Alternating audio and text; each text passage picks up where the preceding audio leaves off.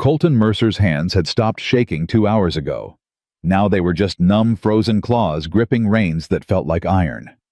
The telegram crumpled in his coat pocket, 3 words burned into his brain. Parents. Fire. Come. His horse stumbled through snow that rose past its chest. The animal was dying beneath him. He could feel it in every labored breath, every trembling step. Didn't matter. Nothing mattered except the column of smoke rising against the gray Montana sky. 20 years he'd spent building an empire. Cattle, land, gold, railroad shares. He'd dined with governors and shaken hands with senators. But none of that meant a damn thing now, because somewhere ahead, his parents might be burning. Or already burned. The richest man in Silver Creek couldn't buy back a single minute of the 3 months he'd stayed away. And that truth cut deeper than any winter wind. If this story touches your heart, subscribe to our channel and stay until the very end.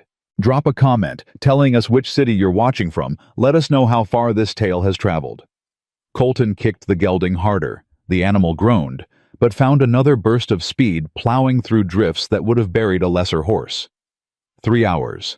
3 hours since old Jennings's boy had ridden up to his ranch, face white as bone, telegram clutched in his fist. Your folks, Mr. Mercer. Fire. You gotta come quick. He'd been in the middle of signing a contract. $50,000. Biggest deal of his life. The pen had clattered to the floor, and he'd been in the saddle before anyone could speak. Now his fingers felt like dead wood. His face had gone past pain into something worse, a numbness that spread down his neck and into his chest. The cold had stopped being an enemy. It had become a companion whispering that maybe this was what he deserved. 3 months without a visit. 6 letters, all about business. Money sent like clockwork, as if dollars could replace a son. Come on. His voice cracked. Come on, boy. Little further. The ridge appeared through swirling white. Colton knew this view like he knew his own heartbeat. 20 years ago, he'd stood here as a boy watching his father plow the fields below, watching his mother hang laundry in the summer sun, watching smoke curl from the chimney of the only home that ever mattered. The smoke was different now, black, thick, rising from what used to be walls and roof and memory. No. He half fell from the horse. His legs buckled when they hit the ground, but he forced himself forward, stumbling, falling, crawling through snow that tried to swallow him whole. Mapa. Nothing but wind. The cabin was gone. Completely gone. Blackened timbers jutted from the snow like broken bones. The stone chimney stood alone, a gravestone marking where his childhood had died. Colton's knees hit the ashes. Still warm. He could feel heat through his frozen trousers, and something about that detail broke him. Ma! He was screaming now, tearing through debris, with hands that couldn't feel. Pa! Answer me! Please, God, answer me! His gloves came away black. A nail tore through his palm, and he didn't notice the blood until it dripped onto the snow. Red on white, on black. The colors of his failure. They ain't there, Mercer. Colton spun. His hand went to his pistol, but his fingers wouldn't work the holster. Old Jennings emerged from the storm lantern raised high. His face looked carved from granite. Where? Colton's voice came out raw, broken. Where are they? Alive! The word hit him like a fist. His legs gave out completely, and he sat hard in the ashes of his parents' home. Both of them. Both. Jennings stepped closer. Fire took hold 3 nights back. Middle of the night. Would have killed him, sure, if not for the widow. What widow? Josie Callahan. Lives up on Pine Ridge. Jennings pointed toward distant hills where a single light glowed against the darkness. Strange woman. Keeps to herself. But she was watching your folks' place that night. Saw the flames. Got to him just before the roof came down. Relief and confusion warred in Colton's chest. Why was she watching them? Jennings' eyes went hard. Because some city fella came around last week. Fancy suit, banker type, made threats about your pa selling the land. The cold spreading through Colton had nothing to do with weather. What kind of threats? The kind that end in fire, I reckon. Jennings spat into the snow. Your pa refused to sell, told the man to go to hell, and this widow, she heard the whole thing from up on the ridge. Didn't like the sound of it, so she kept watch every night after. Colton struggled to his feet. I need to see them. You do. Jennings caught his arm. The old man's grip was iron. But you hear me first, Mercer. Your folks needed you 3 days ago. They needed you 3 months ago. That woman up there's been sharing what little she has while you've been counting your gold. I sent money. Your pa burned every cent. Jennings's voice cracked like a whip. Last summer. Made a bonfire of it in the yard. Said he'd rather starve than spend another dollar of his son's guilt. The words hit harder than any blow. Colton pulled free and stumbled toward his dying horse. He had to move. Had to see them.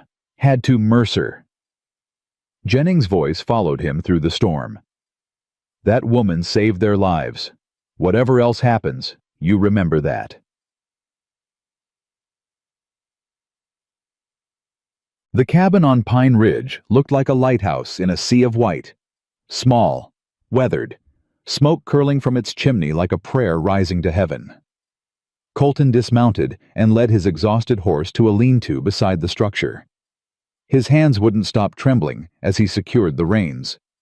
Cold or fear, he couldn't tell anymore. He went to the window first. Through frost-covered glass, he saw his mother. Ruth Mercer's silver braid loose over one shoulder, sitting at a rough-hewn table. She was laughing.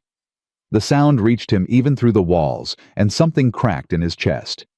When had he last heard her laugh? His father sat across from her. Elijah Mercer, the man who'd taught him to ride and rope and never show weakness. His shoulders were hunched now, his face gray, but his gnarled hand rested on the wrist of a woman in faded calico. Josie Callahan. Red hair escaping from a practical bun. Gray eyes sharp as flint. Not beautiful in the way Amelia had been, but striking, strong. The kind of woman who looked like she could stare down a grizzly and make it apologize. She was ladling stew into bowls. Feeding his parents with food she probably couldn't spare. Keeping them alive in a cabin barely big enough for one person. While he'd been signing contracts 300 miles away. The door opened before he could knock. Josie stood in the frame, wooden spoon in hand. Her eyes swept over him, the expensive coat, the gold watch chain, the boots that cost more than her cabin, and her expression went cold as the snow at his feet. Mr. Mercer. Not a greeting, an accusation. You're late. Colton. His mother's voice, joy and hurt tangled together. Ruth rose from the table, moving toward him with arms outstretched. She looked smaller than he remembered, frailer. The fire's glow caught new lines on her face, new silver in her hair. When had she gotten so old, Ma? He caught her in his arms, holding tight. She smelled like smoke and herbs, and something achingly familiar. I came as fast as I could. I know, son, I know. Over her shoulder, Colton watched his father. Elijah hadn't moved, hadn't turned, just sat there staring at the fire like his son was a stranger who'd wandered in from the storm. Pa? Nothing. Pa, I'm here.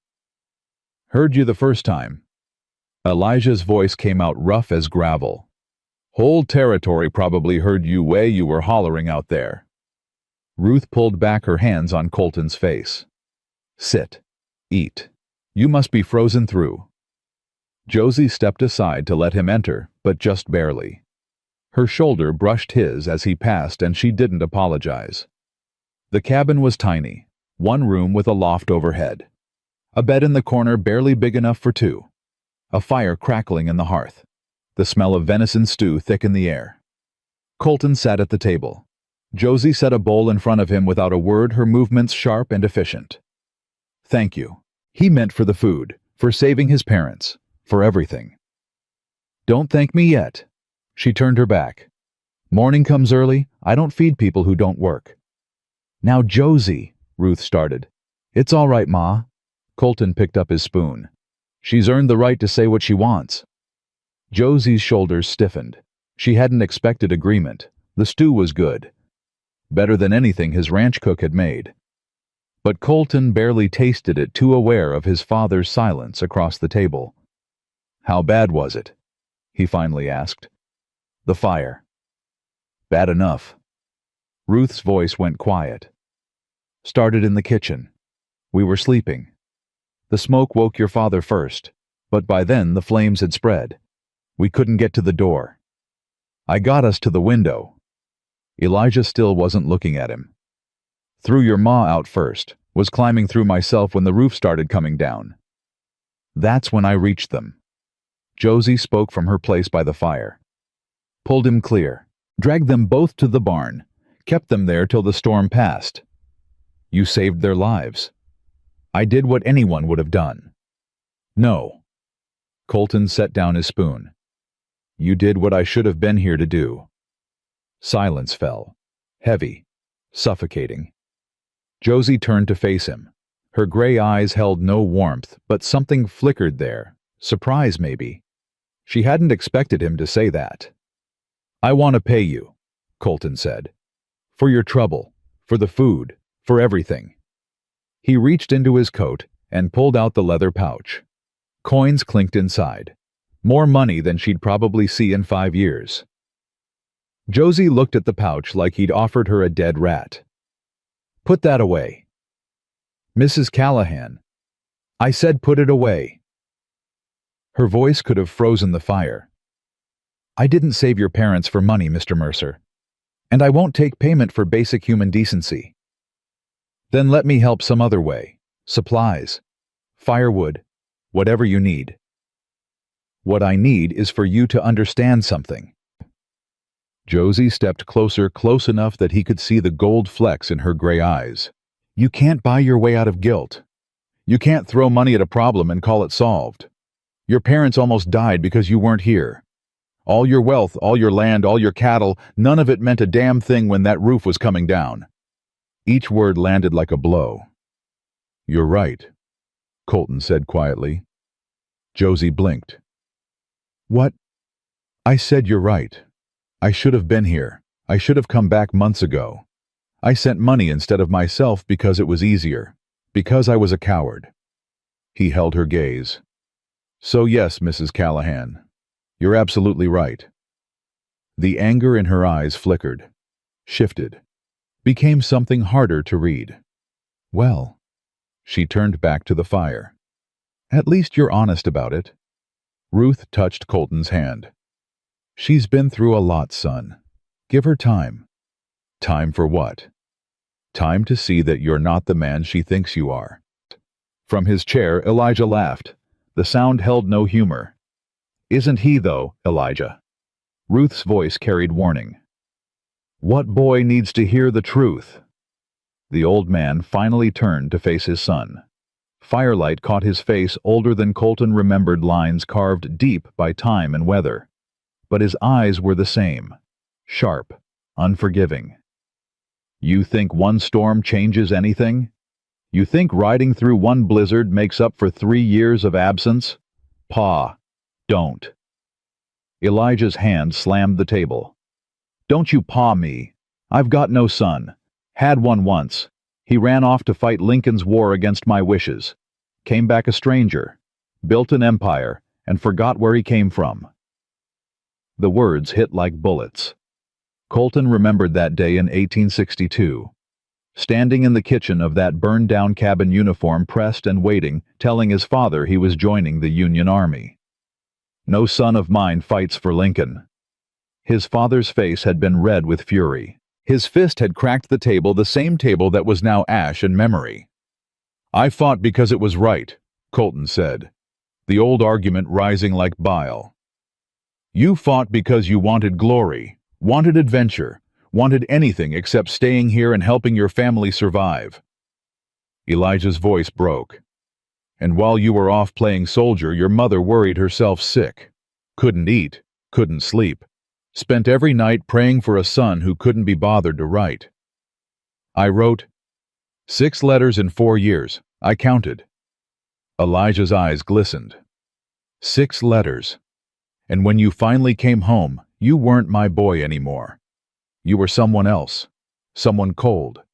Someone who thought money could fix everything. Ruth was crying silently. Josie stood motionless by the fire, witnessing this family tear itself apart. I lost people in that war. Colton's voice came out hoarse. I lost. You lost. Elijah laughed again, harsh and bitter. You want to talk about loss? Your Aunt Margaret, my sister, married a Virginia man before the war. Had a son. Good boy. 8 years old when Sherman's army burned their plantation. The name hit Colton like ice water. Margaret. He'd heard it whispered between his parents, never explained, never discussed. Pa. They died in that fire. All of them. My sister. My nephew. Gone. Elijah's voice cracked. And you want to know the worst part? I couldn't even mourn them. Couldn't even speak her name. Because my own son was wearing the uniform of the army that killed her. Silence crashed down like an avalanche. Ruth buried her face in her hands. Josie had gone pale, her eyes fixed on Elijah. Colton couldn't breathe. All these years, all this distance between them, and he'd never known. Pa, his voice broke. I didn't. Course you didn't know. How could you? Elijah turned back to the fire. You were too busy building your empire. Too busy sending money to ease your conscience. Too busy being anywhere except here. The flames crackled. Outside, the wind howled against the cabin walls. Colton looked at his mother, at the tears streaming down her weathered cheeks. At his father's hunched shoulders, carrying grief he'd borne alone for 15 years. At Josie standing apart, witness to wounds that ran deeper than any fire could burn. I'm sorry. The words felt hollow, insufficient. I'm so sorry. Elijah didn't respond. Ruth reached for her son's hand. He doesn't mean... Yes, he does. Colton squeezed her fingers. And he's right. About all of it. He pushed back from the table and stood. The cabin felt too small, the air too thick. He needed space, needed to think, needed to figure out how to fix something that might be beyond repair. Where are you going? Ruth asked. To check on my horse. Make sure he survives the night. Colton grabbed his coat. I'll sleep in the lean-to. Don't be foolish. Josie's voice stopped him at the door. You'll freeze to death before dawn. Maybe that's what I deserve. Maybe. She crossed her arms. But I didn't drag your parents out of one fire just to let their son die of stupidity in my yard. There's space by the hearth. Use it. It wasn't kindness. It was practicality. But it was something. That night, Colton laid on the hard floor staring at the ceiling. Above him, he could hear Josie moving in the loft. A creak of weight. The rustle of fabric. Then stillness. His mother and father shared the small bed in the corner. Ruth's soft breathing. Elijah's rough cough. The smoke had damaged his lungs worse than anyone was saying. In the darkness, Colton's mind drifted to Amelia. His wife. Dead these 3 years. Gone in childbirth along with the son he'd never hold. He'd been 5 miles away when it happened. Close enough to reach her if he'd known. But he hadn't known. Hadn't felt her slip away. Hadn't heard the midwife's cry or the terrible silence where a baby's first breath should have been. By the time he reached the farmhouse, Amelia was cold. The baby, his son, his heir, his future wrapped in a blanket like a broken doll. He'd locked the nursery door that night, never opened it again, threw himself into work instead. Land deals, cattle contracts, railroad investments. Anything to keep moving, keep building, keep running from the empty room with the empty cradle. Now here he was, 300 miles from that locked door, lying on a widow's floor while his father's words echoed in his skull. You weren't my boy anymore. You were someone else. Maybe Elijah was right. Maybe the son who'd left for war never really came home. Maybe the man who returned was just a ghost wearing familiar skin. "You're thinking too loud." Josie's voice drifted down from the loft, soft but clear. "Sorry." "Don't apologize. Just stop. Some of us need sleep." Colton almost smiled. "How do you stop thinking?" "You don't. You just get better at ignoring it." A pause. "Why did you really stay away so long?" The question hit too close to home. Business. Lie. It's not. "I've known men like you, Mr. Mercer, rich men, powerful men. You don't stay away from family because of business. You stay away because going back hurts too much." Another pause. "So what hurts? What are you running from?" The fire had burned down to embers. Colton stared at the fading glow. "My wife died 3 years ago. Childbirth. Baby died too." Silence from above. Then softer. "I'm sorry." "I wasn't there. Was 5 miles away signing papers for a land deal. By the time I got home..." He couldn't finish. "And you blame yourself. Don't you?" "Every day." Josie's voice held something he hadn't heard before. Understanding. "My husband Thomas died 2 winters back. Fever took him. I watched it happen. Held his hand while he slipped away. And every day since I've wondered if I could have done something different. Given him different medicine. Prayed harder. Something. Could you have?" "No. But that doesn't stop the wondering." The embers popped. Outside, the wind had finally begun to calm. "Why are you telling me this?" Colton asked. "Because your father's wrong about one thing. You're not cold, Mr. Mercer. You're broken. There's a difference." The loft creaked as she shifted. "Cold men don't ride through blizzards for people they don't care about. Cold men don't sit in ashes and weep. Cold men don't admit when they've failed. What do broken men do? They heal, eventually, if they stop running long enough to let themselves." Colton closed his eyes. For the first time in 3 years, the weight on his chest felt slightly lighter.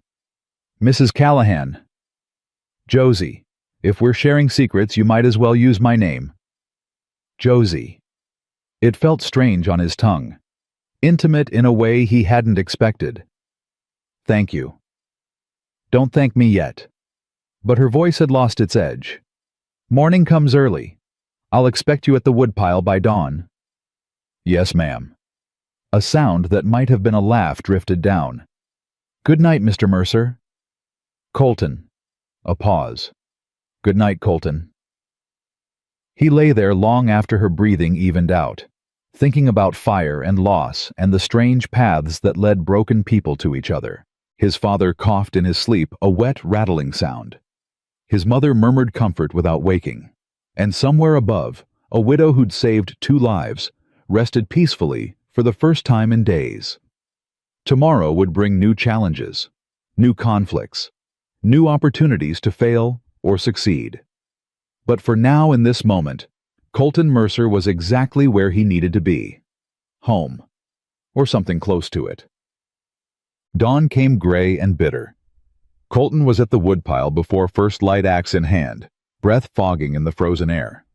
His first swing went wide. His second nearly took off his foot.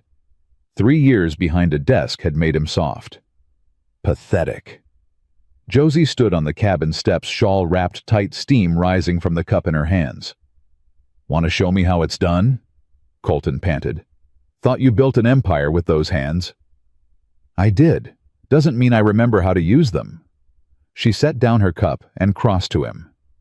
Without asking permission, she adjusted his grip, moved his feet. Narrower stance. Let the weight do the work. Her hands were cold through his gloves. Rough with calluses, working hands. He swung. The log split clean. "Better." She stepped back. "Do that 500 more times and you might earn your breakfast." Colton laughed. The sound surprised him, rusty from disuse but genuine. Josie's eyebrow rose. "Something funny." "No one's talked to me like that in years. Everyone just says what they think I want to hear." "Then you've been surrounded by cowards." She turned toward the cabin. "I'll call you when the food's ready, if you've earned it." He watched her go. The morning light caught her hair turning the red to copper and gold. She wasn't beautiful, not in the way Amelia had been with her porcelain skin and delicate features. But there was something about her, a strength, a fire, something that made him want to be better than he was. Colton raised the axe and swung again. The log split with a satisfying crack. 500 more times. He could do that. Inside, Elijah was awake, sitting up in bed with blankets piled around him. His color was worse than yesterday gray, beneath the weathered tan lips almost blue. Josie pressed fingers to his wrist, counting silently. "How is he?" Ruth asked from the stove. "Pulse is weak." Josie frowned. "The smoke did more damage than I thought."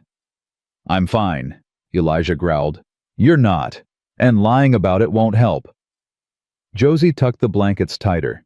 "I've seen enough dying men to know the signs." "Dying?" Ruth's voice cracked. "Not yet, but his heart's under strain. He needs rest, real rest. Weeks of it, maybe months." Elijah's jaw clenched. "I don't have months. Need to rebuild. Need to—" "You need to stay alive, you stubborn fool." Josie's voice softened despite the words. "Your wife needs you. Your son needs you, even if neither of you will admit it." The door opened. Colton entered with an armload of split wood, cheeks red from cold and exertion. "How is he?" "Worse." Josie didn't sugarcoat it. The smoke damaged his lungs, his heart struggling to compensate. Colton's face went pale. "What can we do? Keep him warm. Keep him calm. Keep him resting." She took the wood from his arms. "And pray." "I don't pray." "Then start." She moved past him to stack the logs by the hearth. Colton stood frozen, watching his father's labored breathing. 3 days ago, Elijah Mercer had been a strong man, stubborn, unyielding. Now he looked like a stranger, old and frail and frighteningly mortal. "Pa." Colton crossed to the bed. "Pa, I'm going to fix this. I'll bring doctors from Denver, specialists, whatever it takes." "Don't want your doctors." Elijah's voice was a whisper now. "Don't want your money." "Then what do you want?" The old man's eyes found his son's face.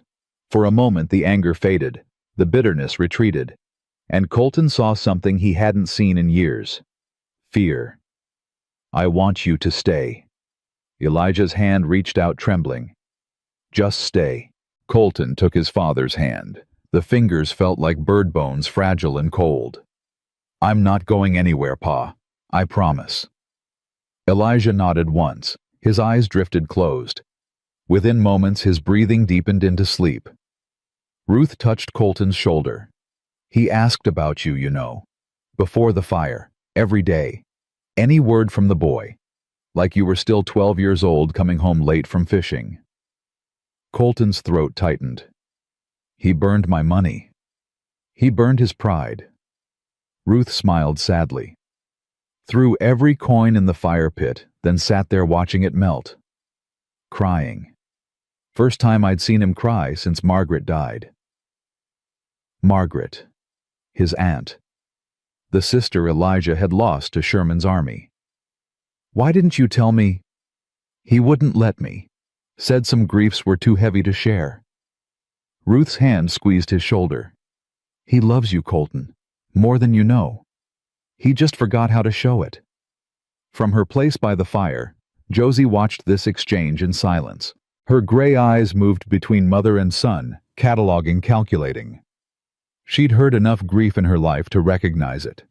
Enough secrets to know when more remained hidden.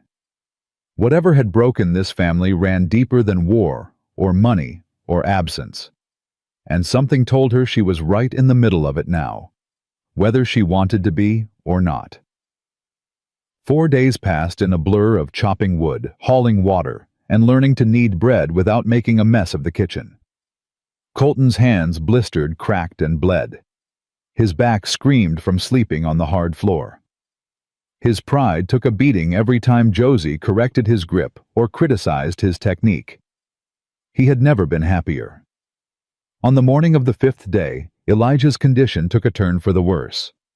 Colton woke to the sound of his mother's panicked voice and found his father gasping for air, face gray as ash hands clutching at his chest. "Pa!" He was at the bedside in seconds. "Pa, what's wrong?" Elijah couldn't answer. His eyes rolled back, his body convulsed. "Move!" Josie shoved Colton aside with surprising strength. Her hands were already working, loosening his father's collar, pressing fingers to his throat. "Ruth, get the brown bottle from my medicine box. 3rd shelf. Hurry!" Ruth flew across the cabin. Colton stood frozen, watching his father's lips turn blue. "Is he dying?" "Not if I can help it." Josie grabbed the bottle Ruth brought and measured drops into a cup. "Hold his head up. Make him swallow." Colton obeyed, lifting his father's head with hands that wouldn't stop shaking. The old man's skin felt like paper, cold and thin. "Come on, Pa, drink this." Elijah's throat worked. Once. Twice. The medicine went down. For a terrible moment, nothing happened. Then, Elijah's breathing eased. His color shifted from gray to white to something approaching normal.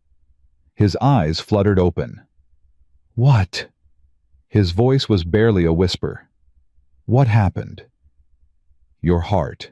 Josie sat back, exhaustion etched into every line of her face.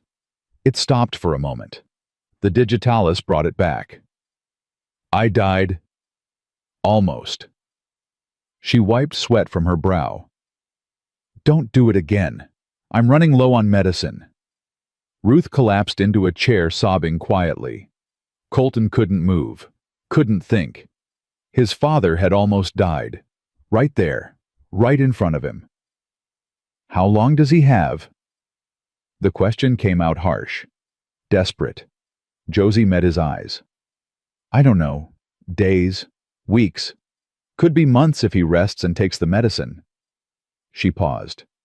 "Could be hours if he doesn't." "Then we need a real doctor. I'll ride to town, bring back—" "No doctor in Cedar Valley can help him." Josie stood, her movements stiff. "The damage is old. Shrapnel near his heart from the war. The smoke just made it worse." "Shrapnel." Colton stared at his father. "What shrapnel?" Elijah's eyes closed. "Leave it be, boy." "No." "What shrapnel? You never told me you were wounded." "Lots of things I never told you." The old man's voice faded to nothing. Ruth touched Colton's arm. "The war," she whispered. "He was hurt at Gettysburg. A Union shell exploded near him. The doctor said the metal was too close to his heart to remove." Union shell. The words tasted like poison. He was fighting for the Confederacy. He wasn't fighting for anyone. He was a civilian, volunteering at a field hospital, tending wounded from both sides. Ruth's voice broke. "He never told you because he didn't want you to know he was there when your Aunt Margaret's husband died. Didn't want you to know he held James Hartwell as he bled out, promising to look after Margaret and the boy." The cabin seemed to spin. Colton grabbed the table edge to steady himself. "Pa was at Gettysburg for 3 days, carrying water, holding dying men, watching boys younger than you scream for their mothers." Ruth wiped her eyes. "When he came home, he wasn't the same. None of them were." Josie had gone very still. Her face had lost all color. "Field hospital," she said quietly. "Which one?" Ruth frowned. He never said exactly. Somewhere near the seminary, I think." "Seminary Ridge. Hospital number 7. Yes, that sounds right. How did you know?" Josie didn't answer. Her hands were shaking now, clenched into fists at her sides. "Josie." Colton stepped toward her. "What's wrong?" I was there. Her voice came out strangled. Seminary Ridge. Hospital 7. I was a nurse. Silence crashed through the cabin like a physical force. That's impossible, Ruth breathed. You would have been 17. I was 17 years old. My father was a Confederate surgeon.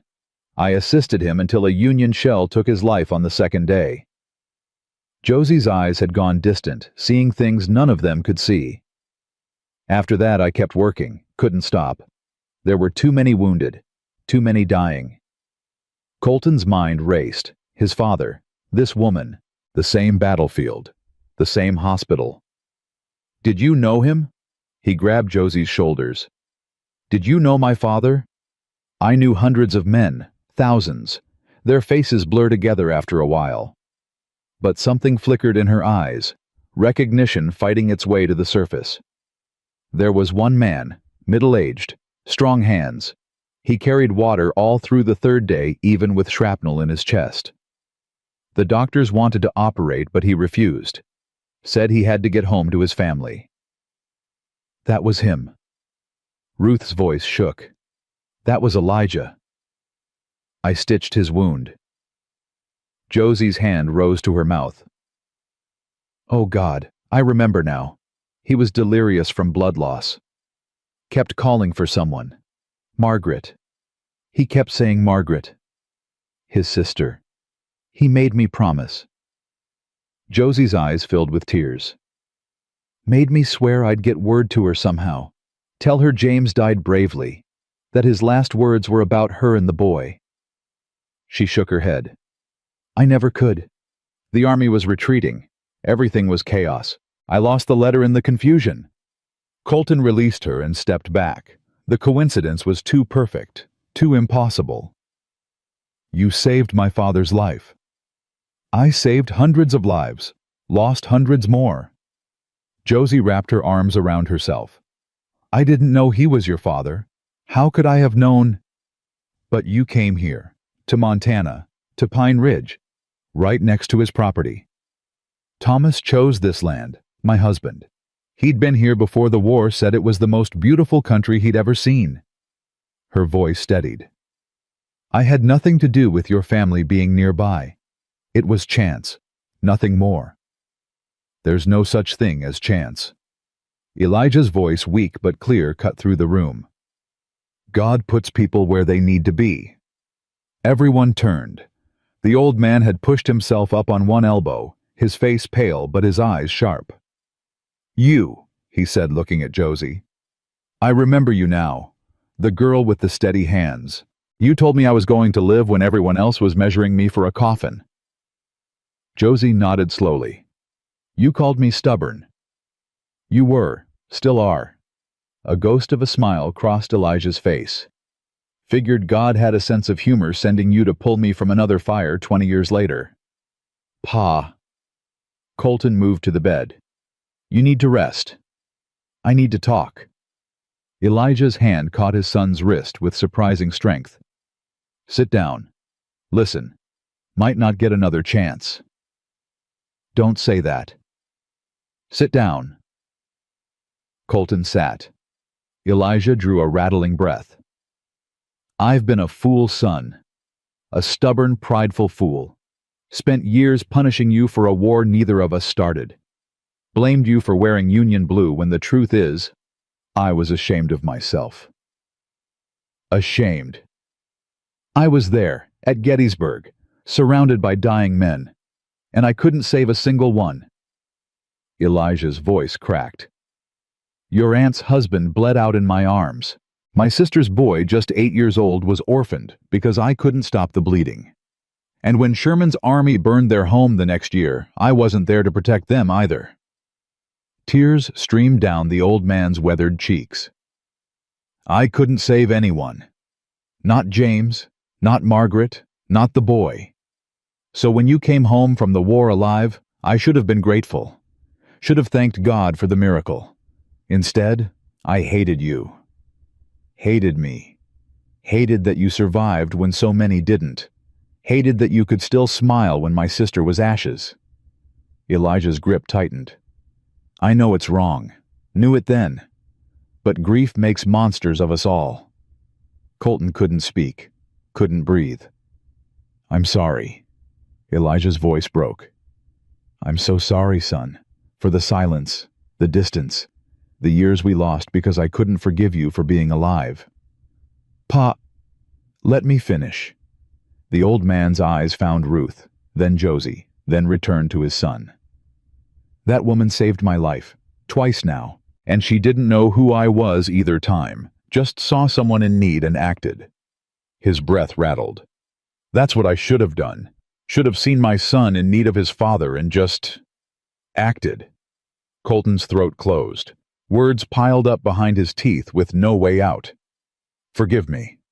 Elijah's whisper was barely audible. Please. Something broke in Colton's chest. Years of anger. Years of hurt. Years of wondering what he'd done wrong, why his father couldn't look at him, why love had curdled into silence. All of it shattered. There's nothing to forgive. He leaned forward and embraced his father for the first time since childhood. There's nothing to forgive, Pa. Elijah's arms came around him thin and trembling. The old man sobbed against his son's shoulder, years of grief pouring out in a flood. Ruth covered her face and wept. Josie turned away, pressing her hand to her mouth, her own tears falling silently. Outside, the wind howled against the cabin walls. Inside, a family began to heal. They stayed that way for a long time. Father and son holding each other while the women pretended not to watch. When Elijah finally pulled back, his face was wet, but peaceful. Tired now, he murmured. So tired. Then sleep. Colton eased him back onto the pillows. I'll be here when you wake up. Promise. I promise. Elijah's eyes closed. Within moments, his breathing deepened into sleep. Colton sat back, suddenly exhausted. His emotions were raw, exposed bleeding. He'd never felt so empty and so full at the same time. A hand touched his shoulder. Josie. You should eat something, she said quietly. And rest. There's nothing more you can do right now. I can't leave him. Ruth will watch him. Come. She pulled gently. You're no good to anyone if you collapse. He let her lead him to the table. Let her set a bowl of porridge in front of him. Let her pour coffee that smelled like heaven and tasted like hope. Thank you, he said. For what? Saving him. Twice. He met her eyes. And for being here now. Josie sat across from him, her own hands wrapped around a cup. I didn't know who he was at Gettysburg, just another wounded man in a sea of wounded men. But you saved him anyway. That's what nurses do. We save who we can and mourn who we can't. She stared into her coffee. Thomas was one of the ones I couldn't save. Fever took him before I could find the right medicine. I'm sorry. Don't be. He lived longer than most, loved harder than most. A sad smile crossed her face. Died knowing he was loved. That's more than many get. Colton thought of Amelia, of the son he'd never held. My wife died thinking I didn't care. I was 5 miles away when it happened, signing papers. You couldn't have known. Doesn't matter. I should have been there. He pushed the porridge around the bowl. Should have been a lot of places I wasn't. Should have. Could have. Didn't. Josie's voice hardened slightly. Those words will drive you mad if you let them. Trust me. I know. How do you stop? You don't. You just learn to live with them. She set down her cup. Your father's going to need constant care for the next few weeks. Medicine every 4 hours. Someone watching him while he sleeps. I'll do it. You'll need help. One person can't stay awake forever. Then I'll hire... With what? The money I won't accept. A ghost of humor touched her lips. We'll take turns. You, me, your mother. 3 shifts a day. You'd do that? I'm already doing it. She stood. Finish your food. Your shift starts at noon. She walked away before he could respond, climbing the ladder to her loft with the ease of long practice. Colton watched her go, this woman who'd saved his father twice without knowing who he was. This woman who'd lost her husband and kept living. This woman who fed strangers and refused payment, and spoke hard truths without flinching. He was starting to understand why Thomas Callahan had loved her. Starting to understand a lot of things he'd missed before. The next 3 days fell into a rhythm. Colton took the night shift sitting beside his father's bed while the old man slept fitfully. Ruth handled mornings. Josie covered afternoons, her hands never idle, always mixing medicine or preparing food or mending clothes.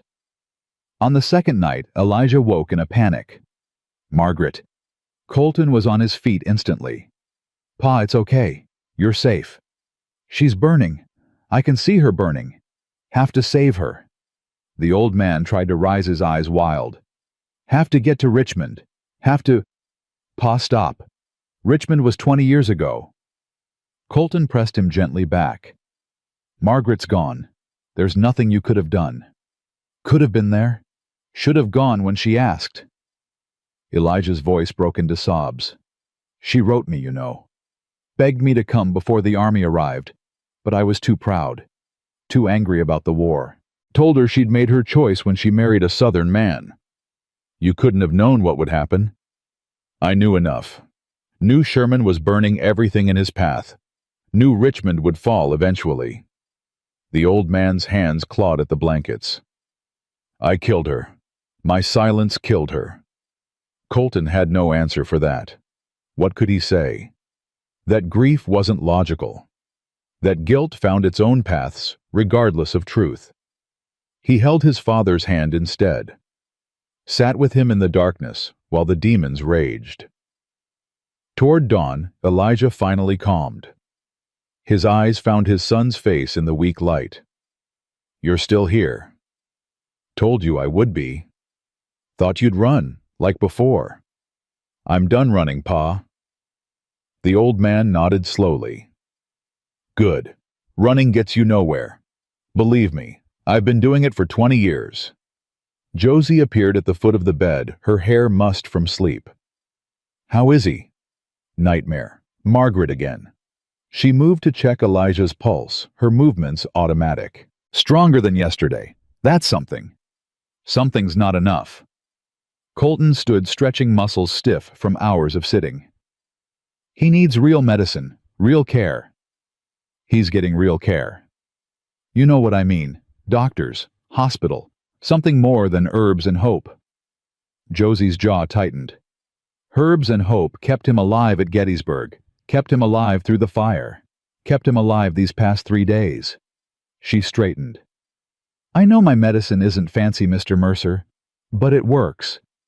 I didn't mean—" "Yes, you did." Her eyes flashed. "You look at this cabin and see poverty. Look at my remedies and see backwoods nonsense. You think your money can buy better. Can't it?" "No." The word cracked like a whip. "Money can buy doctors who'll bleed him dry with leeches. Money can buy surgeons who'll cut him open and find the shrapnel too close to his heart to remove. Money can buy a fancy headstone for his grave." She stepped closer. "What money can't buy is time, and time is what he needs." They stood facing each other, anger sparking between them. Colton wanted to argue, wanted to insist that wealth had to mean something, had to be good for something. But he remembered Amelia. Remembered the doctors he'd paid fortunes to, the specialists who'd promised miracles, the elaborate funeral that couldn't bring her back. "You're right," he said quietly. "I'm sorry." Josie blinked. Her anger deflated as quickly as it had risen. "You apologize a lot for a rich man." Learning new habits. A sound from the bed made them both turn. Elijah was laughing. Weak rasping, but definitely laughing. "What's so funny?" Colton demanded. "You two." The old man's eyes crinkled. "Fighting like an old married couple." "We're not," they said simultaneously, then stopped staring at each other. Elijah laughed harder, which turned into a cough, which brought Josie rushing to give him water. "Don't excite yourself," she scolded. "Can't help it. First entertainment I've had in days. He sipped the water and settled back. Your mother's the same way, you know. Fights me on everything. Hasn't stopped in 40 years. That's different, Colton muttered. Is it? His father's eyes held something that looked suspiciously like hope. She's a good woman, son. Strong, principled. Doesn't take any nonsense from anyone, including you. Pa, I'm just saying. Elijah's eyes drifted closed. A man could do worse. Silence fell. Josie busied herself with arranging bottles on the shelf, her back firmly turned. Colton studied the floor like it held the answers to life's mysteries. Ruth's voice came from the doorway, making them both jump. He's right, you know. Ma, don't ma me. She crossed to the stove and began stoking the fire. I've seen the way you look at her. The way she looks at you when she thinks no one's watching. I don't. And you. Ruth pointed at Josie. You've smiled more in the past week than you have in 2 years. Don't think I haven't noticed. Josie's cheeks went crimson. Mrs. Mercer. Ruth. And I'm not matchmaking, just stating facts. She set a kettle over the flames. Now who wants breakfast? The tension broke. Not completely, but enough. They ate together at the small table, while Elijah dozed. The conversation stayed carefully neutral. Weather, supplies, the need for more firewood. But something had shifted. Colton felt it in the air between him and Josie. A new awareness. A possibility that hadn't existed before. He didn't know if that was wonderful or terrifying. Probably both. On the 4th day, visitors arrived. Colton was splitting wood behind the cabin when he heard horses approaching. 3 riders emerged from the trees, led by a man in a black coat that looked too fine for frontier travel. His blood ran cold. He recognized that coat, that horse, that thin, pinched face beneath the expensive hat. Silas Whitmore, his bank manager from Silver Creek. Mr. Mercer? Whitmore dismounted with an oily smile. Thank God we found you. We've been searching for days. Colton set down the axe slowly. How did you know where to look? Old Jennings mentioned you'd headed this way. When you didn't return, we assumed the worst. Whitmore's eyes swept over the cabin, calculating its value. Finding it lacking. Terrible business about your parents. Just terrible. They're alive. Yes, so I see. The smile didn't waver. Still, the property loss must be devastating. All those years of history gone in a single night. Something in Whitmore's tone made Colton's skin crawl. What do you want, Silas? Want nothing. Nothing at all. Simply checking on our most valued client. Whitmore gestured to his companions. I brought Mr. Harrison from the railroad and Mr. Pike from the Territorial Surveyor's office. They were quite concerned about the fire. Were they? Indeed. You see, the railroad has been most interested in the route through this valley. Your father's property sat right in the middle of their proposed path. Whitmore's smile turned wolfish. Now that the homestead is vacant, certain opportunities present themselves. Cold fury settled in Colton's chest. My father's property isn't vacant. The land still belongs to him. Technically, yes. But a man his age and his condition. Whitmore spread his hands. Perhaps it's time to consider selling. The railroad is prepared to offer a very generous sum. The answer is no. Mr. Mercer, be reasonable. Your father nearly died. Your mother is aging. Why burden them with rebuilding when they could spend their final years in comfort? I said no. Whitmore's mask slipped. Underneath was something ugly, something hungry. You might want to reconsider. The railroad has powerful friends. Friends who don't take kindly to obstacles. Is that a threat? Merely an observation. Whitmore glanced at the cabin again. This property, for instance. Mrs. Callahan is its widow, alone, struggling to make payments on a very modest homestead. He produced a folded paper from his coat. It would be a shame if the bank were forced to foreclose. Colton moved so fast, Whitmore didn't see him coming. He grabbed the man by his expensive lapels and slammed him against the nearest tree. "You listen to me." His voice came out low and dangerous. "If you touch this woman's land, if you threaten my family again, I will destroy you. I will take apart your career piece by piece. I will make sure you never work in banking again. Do you understand me?" Whitmore's composure cracked. Fear flickered in his eyes. "Mr. Mercer, please. Do you understand?" "Yes. Yes, I understand." Colton released him. Whitmore stumbled back, straightening his coat with shaking hands. "Get off this property. Now." "You're making a mistake, Mercer. The railroad always gets what it wants, one way or another." "Then tell the railroad to come talk to me directly. Not send lackeys to threaten old women and dying men." Whitmore mounted his horse, his face a mask of barely controlled rage. "This isn't over." "No," Colton agreed. "It isn't." He watched them ride away until they disappeared into the trees. His heart pounded. His hands shook with unspent adrenaline. "That was impressive." He turned. Josie stood on the cabin steps, arms crossed, expression unreadable. "How much did you hear?" "Enough." She descended the steps slowly. "He works for you. He manages my bank in Silver Creek. Or he did." Colton ran a hand through his hair. "I'm starting to think I don't know what he's been doing in my name." "The threats about foreclosure, are they real?" "The bank holds paper on half the homesteads in the valley. If Whitmore wanted to call those debts—" He couldn't finish. Josie's face had gone pale. "My land is safe. I promise you that." "How if he controls the bank?" "I own the bank. Whitmore just runs it." Colton met her eyes. "And as of this moment, he doesn't even do that. Consider him fired." Some of the tension left her shoulders. "You'd do that for me. For you. For my parents. For every honest person Whitmore's been squeezing." He paused. "This is my fault, Josie. I've been so busy building my empire that I never stopped to see what was being done in my name. People have been hurt. Families displaced. And I was too wrapped up in profit margins to notice. You notice now. Too late. Maybe not." She stepped closer. "A man who sees his mistakes can fix them. One who stays blind cannot." They stood face to face, closer than they'd ever been.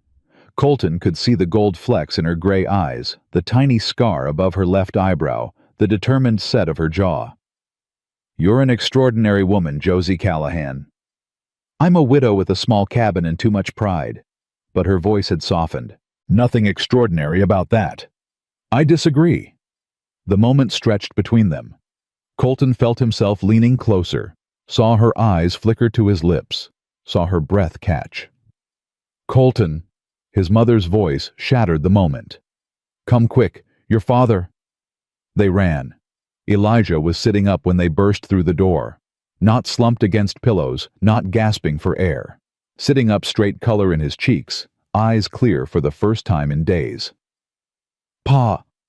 Colton skidded to a halt. "Ma said—" "I said come quick." Ruth was beaming through her tears. "I didn't say anything was wrong.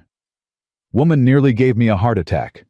Elijah's voice was stronger too, rougher, more like the father Colton remembered. Screaming like the house was on fire again. "I wanted him to see." Ruth grabbed Colton's arm. "Look at him, really look." Colton looked. His father's hands were steady. His breathing was even. The gray pallor that had haunted his skin for days had faded to something almost healthy. "How?" He turned to Josie. "What did you do?" "Nothing different." But she was already moving to check Elijah's pulse, her brow furrowed. "Same medicine, same care." "Then why?" "Because I decided to stop dying." Elijah pulled his wrist free from Josie's grip. "Had a dream last night. Margaret came to me, told me I'd wasted enough years on guilt." His eyes found his son. "Said if I didn't get up and live, she'd haunt me proper." Ruth laughed through her tears. That sounds like Margaret. Stubborn woman. Even dead, she won't let me rest. But Elijah was smiling. The first real smile Colton had seen from his father in years. Now, someone want to tell me why there were riders outside earlier and why my son looked ready to murder someone. The smile faded from Colton's face. Whitmore came. Your banker. Not anymore. Colton pulled a chair close to the bed. Pa, I need to ask you something. The night of the fire. Did anyone come to see you beforehand? Anyone making threats? Elijah's expression hardened. City fella. Week before. Fancy suit snake smile. Said he represented railroad interests. What did he want? What they all want. The land. Elijah's hands clenched the blankets. Said the railroad needed right-of-way through the valley. Offered me $2,000 to sell. That's 3 times what the land is worth. Told him I didn't care if it was 30 times. This land's been Mercer land for 20 years. Your mother and I built that cabin with our own hands. Raised you in it. Buried your brother in the plot behind the barn. Elijah's voice cracked. Some things ain't for sale. Colton's heart stopped. Brother. Ruth made a small sound. Elijah closed his eyes. You didn't know. Not a question. A statement of fact. Know what pa, what brother, before you were born. Ruth's voice was barely a whisper. We had another son, Samuel. He lived 3 days. The cabin seemed to tilt. Colton gripped the chair edge. Why didn't you tell me? What was there to tell? Elijah's eyes opened wet with tears he refused to shed. Boy died before he could live. We buried him under the old oak and never spoke of it again. Thought it was easier that way. Easier for who? For us. For you. Ruth touched her son's shoulder. We didn't want you growing up in the shadow of a ghost. Instead, I grew up wondering why Pa could barely look at me. Colton's voice came out harsh. Wondering what I'd done wrong. Wondering why nothing I did was ever enough. Son, you had another son, one who died, and every time you looked at me, you saw what you'd lost. Understanding crashed through Colton like an avalanche. That's why you pushed me away. That's why my success meant nothing. I was just a reminder of the boy who should have been first. No. Elijah reached for him. No, that's not, isn't it? Colton stood so fast, the chair toppled. All my life I've been trying to earn your love, trying to be good enough, strong enough, successful enough. And the whole time you were mourning a son I never knew existed. Colton, please. Ruth was crying now. Your father loves you. He's always loved you. Then why couldn't he show it? Why couldn't he just once tell me he was proud? Elijah's face crumpled. Because I was afraid. Afraid of what? Of losing you too. The words came out broken. Samuel died in my arms. 3 days old, and I watched him stop breathing. Swore I'd never let myself love that hard again. Swore I'd keep distance, keep walls, keep something back in case... He couldn't finish. In case I died too. You were such a sickly child. Every fever, every cough, I'd lie awake waiting for God to take you like he took Samuel. Elijah's tears finally fell. And then the war came. You marched off in that uniform, and I was so certain I'd never see you again. So I closed myself off. Told myself it wouldn't hurt as much if I didn't let you in. Did it work? No. The word was barely audible. Hurt just as much, maybe more, because I wasted years we could have had together. Colton stood rigid. His whole life rewritten in a single conversation. Every rejection explained. Every cold shoulder understood. His father hadn't hated him, had never hated him. He'd just been terrified of loving him. Pa, Colton's voice broke. I'm not going anywhere. I'm not dying. I'm right here. I know. Elijah reached out again. I know, son. This time Colton took his hand. They stayed that way while Ruth wept and Josie pretended to organize medicine bottles. When Colton finally looked up, He found Josie watching him with something new in her eyes. Understanding. She knew what it was to carry grief so heavy it poisoned everything it touched. "I need air," Colton said quietly. "Just for a moment." Josie nodded. "I'll watch him." He stepped outside into the bitter cold. The sky had cleared overnight, leaving a canopy of stars so bright they seemed close enough to touch. His breath fogged in the frigid air as he walked to the edge of the ridge. Samuel, his brother, dead before Colton was even born. How many other secrets did this family carry? How many ghosts haunted the spaces between them? Footsteps crunched in the snow behind him. He didn't turn. "I had a sister," Josie's voice soft in the darkness. "What?" "A sister. Eleanor. She died when I was 12. Scarlet fever." She came to stand beside him close enough that he could feel her warmth. "My parents never spoke of her again. Removed every picture, every memento, as if she'd never existed." "Why are you telling me this?" "Because I spent years thinking I was the only one who remembered her, the only one who mourned." Josie's voice caught. "It wasn't until after my mother died that I found the box, hidden in her closet. Every picture, every lock of hair, every small reminder of the daughter she'd lost. She'd kept everything. Everything, and never once let anyone see her grieve." Josie turned to face him. "Your father did the same, buried his pain so deep he forgot how to reach it. But that doesn't mean the love wasn't there." Colton finally looked at her.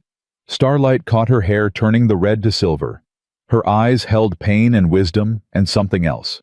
Something that made his heart hammer against his ribs. "How did you survive it?" he asked. "Losing so much?" "I didn't. Not at first." She wrapped her arms around herself.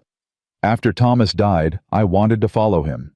Thought about it every day for months. The rifle in the corner, the creek that runs deep in spring." "Josie." "But then I realized something." She met his eyes. "Dying was easy. Living was the hard part. And Thomas deserved better than a wife who gave up. You're stronger than I am. No, just more stubborn." A ghost of a smile. "Ask anyone in town. They'll tell you Josie Callahan is the most stubborn woman in Montana." "I'm starting to figure that out." They stood in comfortable silence, breath mingling in the cold air. Colton felt something shifting between them, the walls coming down brick by brick. "I should check on your father." Josie started to turn. Colton caught her arm. "Wait," she froze. "I need to tell you something." His heart was pounding now. "Something I should have said days ago." "Colton, I know we barely know each other. I know the timing is wrong. I know you probably think I'm just another rich man throwing money at problems." He took a breath. "But being here with you, watching you care for my parents without asking anything in return, it's changed something in me." Josie's eyes widened. "What are you saying?" "I'm saying that when I look at you, I don't see a widow or a nurse or a stubborn frontier woman." He stepped closer. "I see someone extraordinary. Someone who makes me want to be better than I am." "You barely know me." "I know enough." His hand rose to her face, brushing a strand of hair from her cheek. "I know you saved my father's life. Twice. I know you took in strangers and fed them from your own table. I know you speak hard truths because lies are easier and you refuse to take the easy path. Those aren't reasons to... I know you cry at night when you think no one can hear." His voice dropped. "I know you visit Thomas's grave every morning before dawn. I know you're carrying grief so heavy it would crush a lesser person, but you get up every day and keep fighting anyway." Josie's breath caught. "You heard me. Crying. The walls are thin. Remember." A tear slipped down her cheek. Colton brushed it away with his thumb. "I'm not asking for anything," he said quietly. "Not now, maybe not ever. But I need you to know that whatever happens next, meeting you was the best thing that's come from all this tragedy." Josie stared at him. Her lips parted. He saw her wrestling with something, saw the exact moment her walls began to crack. "Colton." His name on her lips sounded like a prayer. I can't I know. It's too soon. Thomas has only been gone 2 years. Your wife. I know. Then why tell me this? Why now? Because life is short. He thought of his father fighting for every breath, of Samuel, the brother he'd never known, of Amelia and the son they'd lost.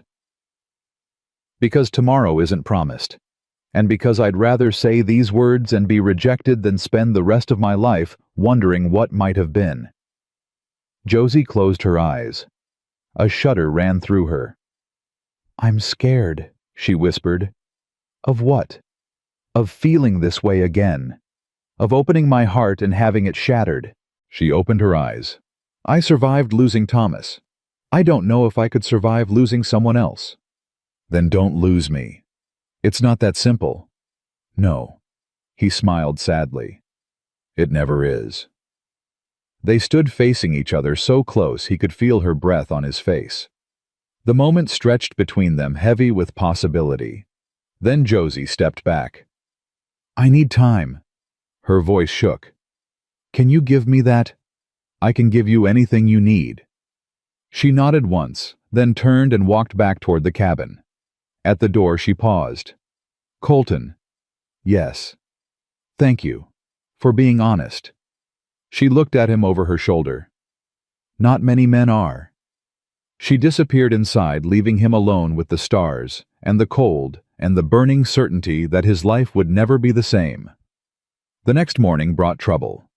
Colton was hauling water from the creek when he heard horses, multiple horses moving fast. He dropped the bucket and ran for the cabin. 6 riders emerged from the trees. At their head rode a man Colton had never seen before. Tall, broad, face like a slab of granite. He wore a railroad company badge on his coat. Colton Mercer. The man's voice matched his face. Hard, unyielding. Who's asking? Name's Morgan, Pacific Northern Railroad. He didn't dismount. We've had reports of threats made against one of our representatives yesterday. Your representative threatened my family. That's not how Mr. Whitmore tells it. Morgan's eyes swept the cabin. Says you assaulted him, made death threats, interfered with legitimate business negotiations. Legitimate? Colton laughed bitterly. He came here to intimidate a dying old man into selling land that's been in my family for 20 years. Land the railroad needs. Land the railroad can't have. Morgan leaned forward in his saddle. You might want to reconsider that position, Mercer. The Pacific Northern has friends in high places. Governor, territorial legislature, federal land office. Is that supposed to frighten me? It's supposed to make you smart. Morgan's hand rested on the pistol at his hip. We're offering a fair price, more than fair. Take it and walk away. And if I don't, then things might get complicated. His eyes moved to the cabin. Nice little place. Widow living alone. Easy target for bandits this far from town. Rage boiled through Colton's veins. You're threatening her now. I'm stating facts. Frontier's a dangerous place. Fires happen, accidents happen. Morgan smiled. It didn't reach his eyes. Cooperation keeps people safe. The cabin door opened. Josie stepped out, rifle in hand. This is my property. Her voice carried clear across the yard. You're trespassing. Morgan's smile faltered. He hadn't expected a woman with a gun. Ma'am, we're just having a conversation. Conversation's over. She raised the rifle. Get off my land. Now hold on. I said get off. She aimed at his chest. I've killed wolves that wandered too close to my livestock. I'll do the same to coyotes in fancy coats. One of Morgan's men went for his gun. Josie shifted her aim so fast the motion blurred. Try it, she said quietly. Please. Nobody moved. Morgan studied her for a long moment. Something in his expression changed. Not fear exactly. Reassessment. This isn't over, he said finally. It is for today. Colton stepped between Josie and the riders. Take your men and go. And tell whoever sent you that Mercer land isn't for sale. Now or ever." Morgan wheeled his horse. "You're making a mistake, both of you. The railroad doesn't forget, and it doesn't forgive." He spurred his mount and led his men back into the trees. The sound of hooves faded slowly, swallowed by the vast Montana silence. Colton turned to Josie. "Would you have shot him?" "If I had to." She lowered the rifle. "Wouldn't be the first time. You've killed before. 2 winters ago, pair of drifters tried to break in while Thomas was sick." Her expression didn't change. "They're buried in the north pasture." Colton stared at her. This woman, this small, fierce woman, had defended her home with deadly force, had buried the bodies, and never told anyone. "Josie Callahan," he said slowly, "you continue to surprise me. Life on the frontier teaches hard lessons." She turned toward the cabin. "We need to talk. All of us. This isn't going to end with Morgan riding away." She was right. The railroad wouldn't give up. They'd tried money and threats. The next step would be violence. Colton followed her inside, mind racing. He had resources, connections, enough money to fight legal battles for years. But Morgan hadn't been talking about legal battles. He'd been talking about fires and accidents, about making problems disappear. The war wasn't over. It was just beginning. Inside, Elijah was sitting up in bed, face drawn with worry. "Heard the horses. What happened?" "Railroad men." Colton paced the small room, threatening to take what they can't buy. "The fire." His father's voice went hollow. "That was them, wasn't it, trying to drive us off our land?" "I think so. Whitmore was working with them, using my bank to pressure homesteaders into selling." "Your bank?" Ruth's voice was sharp. "Your money, paying for men to burn innocent people out of their homes." The accusation cut deep because it was true. Colton had been so focused on profits that he'd never questioned where they came from, never asked what Whitmore was doing in the shadows. "I didn't know," he said. "But that's not an excuse. I should have known. Should have paid attention. What are you going to do about it?" Josie set her rifle by the door. "These men won't stop. You saw Morgan's eyes. He's the kind who finishes what he starts." "Then we finish it first." Colton stopped pacing. "I'm going to town, tomorrow. I need to see exactly what Whitmore's been doing in my name." "It's not safe," Ruth protested. "Those men will be expecting me to hide." Colton's jaw set.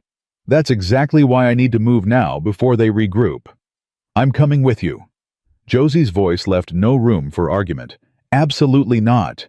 This is my fight too. They threatened my land, my home." She stepped closer. "Besides, someone needs to keep you from getting shot. I can handle myself." "Can you?" She raised an eyebrow. "When's the last time you fired a gun at something other than a target?" He couldn't answer that. "That's what I thought." She grabbed her coat. "We leave at first light. Ruth can watch your father."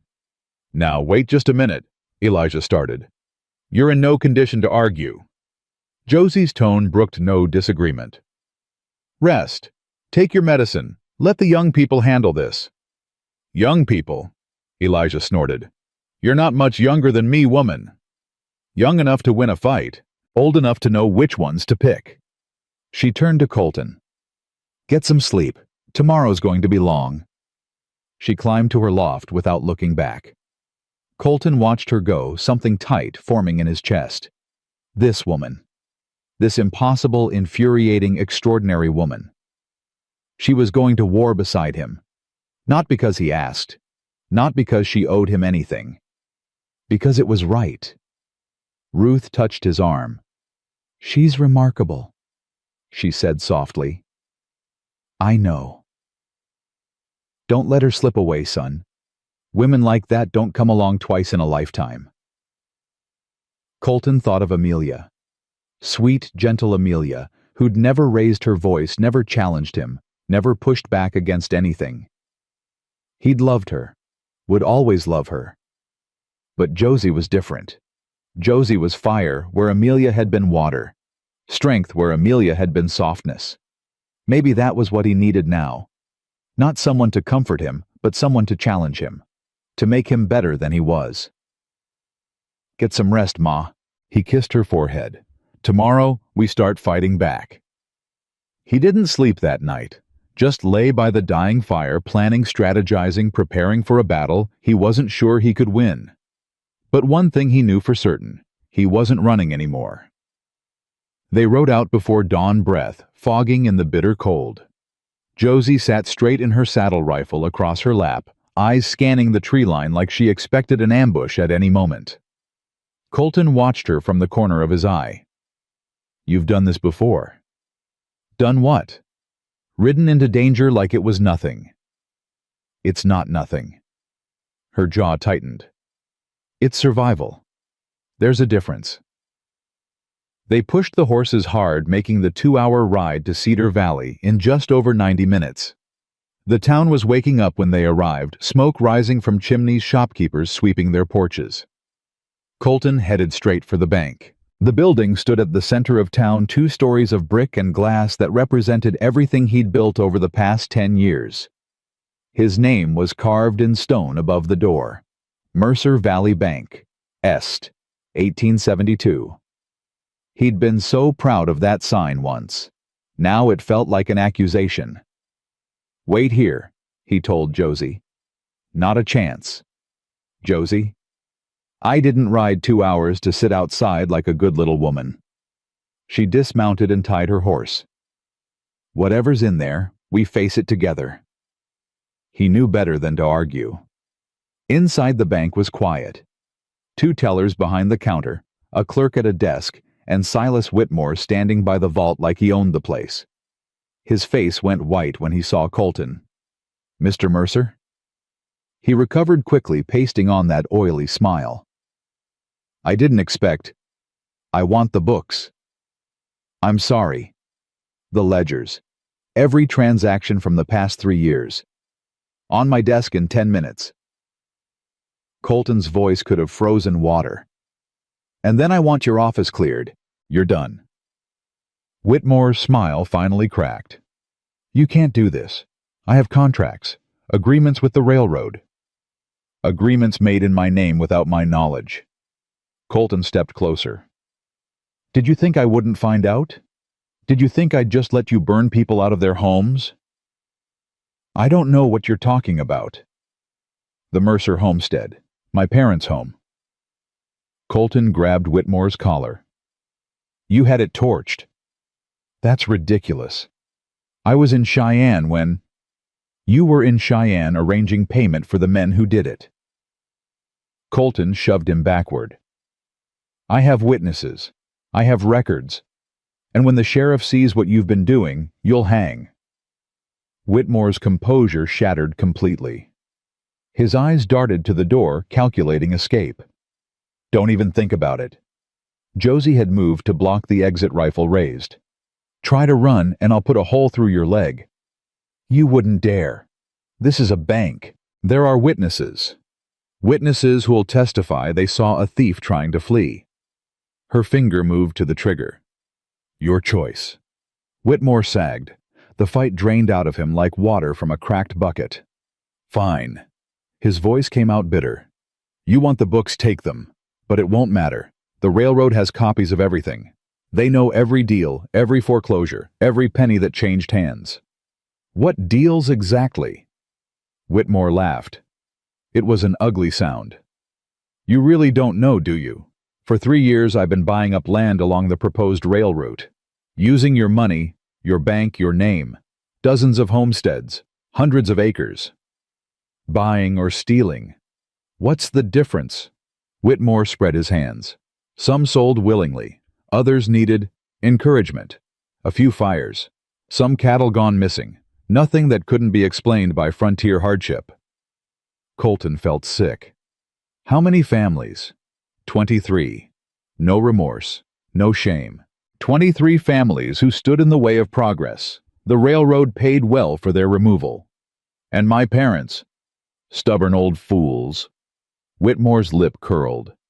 They were the last holdouts, the final piece of the puzzle. Once their land was clear, the railroad would have paid millions for the right of way. So you tried to kill them. I tried to remove an obstacle. Whitmore's eyes hardened.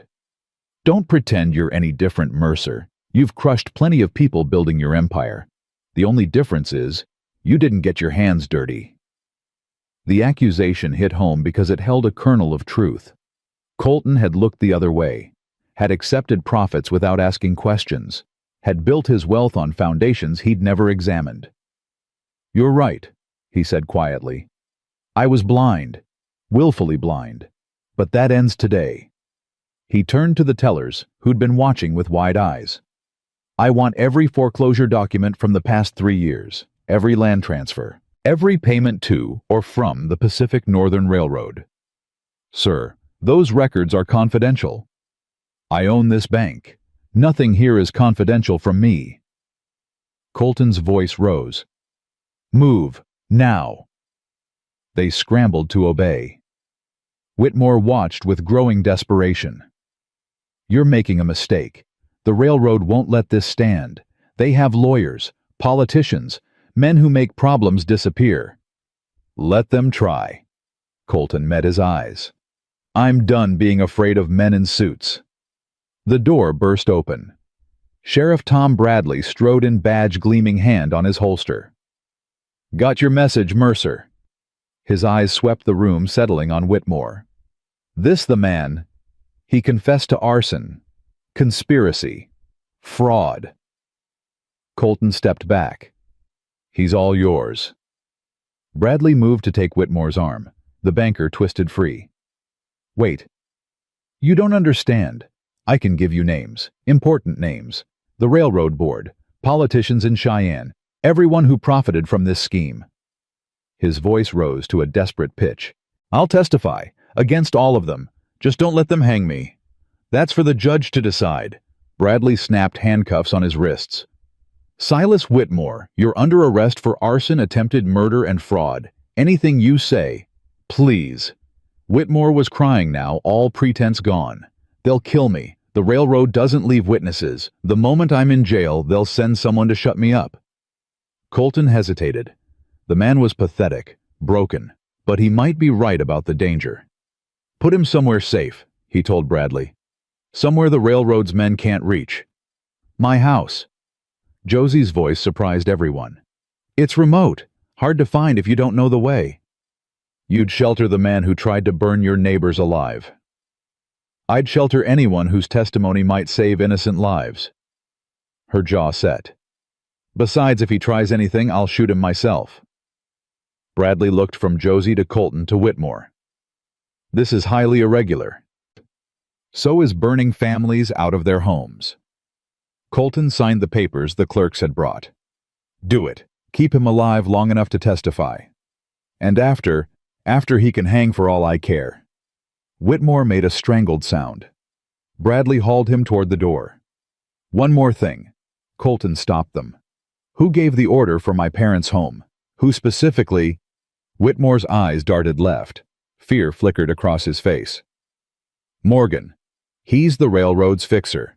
Handles problems that can't be solved legally. Where do I find him? You don't.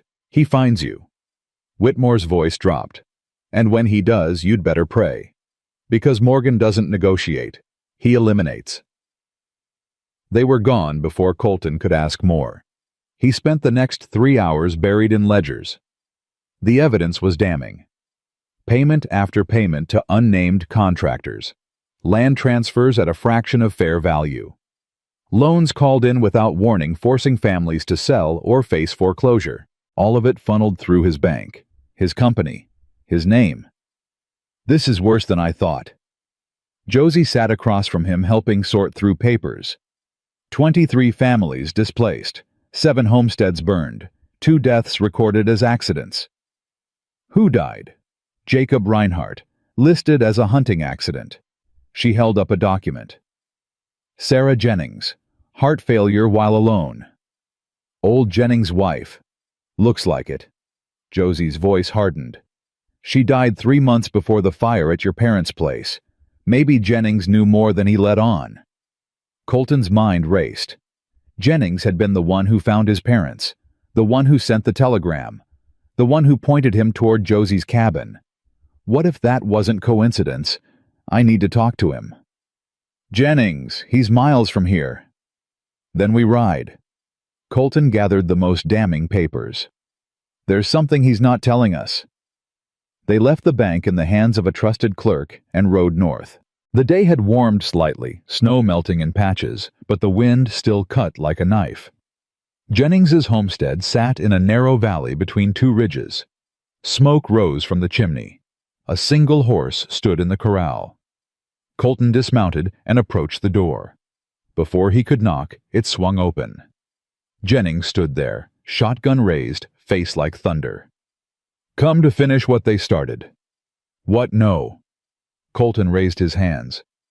Jennings, it's me, Colton Mercer. I know who you are. The old man's eyes were wild.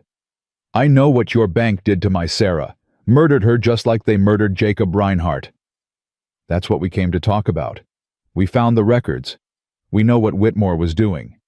Whitmore. Jennings spat the name. He's just a puppet. The real monsters wear railroad badges and sit in fancy offices in Cheyenne. Then help us stop them. Josie stepped forward slowly. We have evidence, testimony. But we need to know what happened to Sarah. The shotgun wavered. Jennings studied her face, then Colton's. Something in his expression shifted. Come inside. He lowered the weapon. This ain't a conversation for the yard. The cabin was sparse but clean. A woman's touch still visible in the curtains, the dried flowers, the quilt on the bed. Sarah Jennings had been gone 3 months, but her presence remained. Jennings sat heavily in a chair. The fight seemed to drain out of him. They came in October. 2 men I'd never seen before. Said the railroad needed our land for a switching station. Offered $300. Your land is worth 10 times that. That's what Sarah told them. Jennings' voice cracked. Said they could take their $300 and shove it somewhere impolite. She had a mouth on her, my Sarah. What happened then? They left, said we'd regret the decision. He stared at his hands. 2 weeks later, Sarah was dead. Doctor said heart failure, natural causes. His fists clenched. But I knew it wasn't natural. Why didn't you tell anyone? Tell who? Jennings laughed bitterly. The sheriff. He's in the railroad's pocket. The bank. Your man Whitmore was running the whole scheme. The territorial government. He shook his head. Everyone with power was either bought or scared. I wasn't bought. Colton's voice came out rough. I didn't know. Maybe not. But your money paid for it all the same. Jennings met his eyes. You wanted to build an empire. Didn't much care how it got built. The accusation was fair. Colton couldn't argue. I'm trying to make it right. Can't make murder right. Can't bring back the dead. Jennings stood and crossed to a small chest. But maybe you can stop them from killing more. He withdrew a bundle of papers tied with string. Sarah kept records. Everything the railroad men said, every threat, every offer. Names, dates, amounts. He held out the bundle. She was going to send it to a newspaper in Denver. Never got the chance. Colton took the papers with trembling hands. This is evidence. It's a death warrant. Jennings' voice hardened. For whoever tries to use it. You think the railroad will let this go public? They'll kill you, boy. Kill you and everyone you care about. Then we make copies.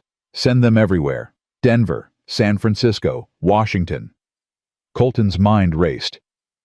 They can't silence everyone. They can try. Let them. Josie's voice was steel. I've buried men who underestimated me. I'll bury more if I have to. Jennings studied her for a long moment. You're the widow. The one who pulled the Mercers from the fire. I am. My Sarah spoke of you. Said you were the only person in this valley with a spine. A ghost of a smile crossed his weathered face. She'd have liked you. I wish I'd known her. She knew you, from a distance.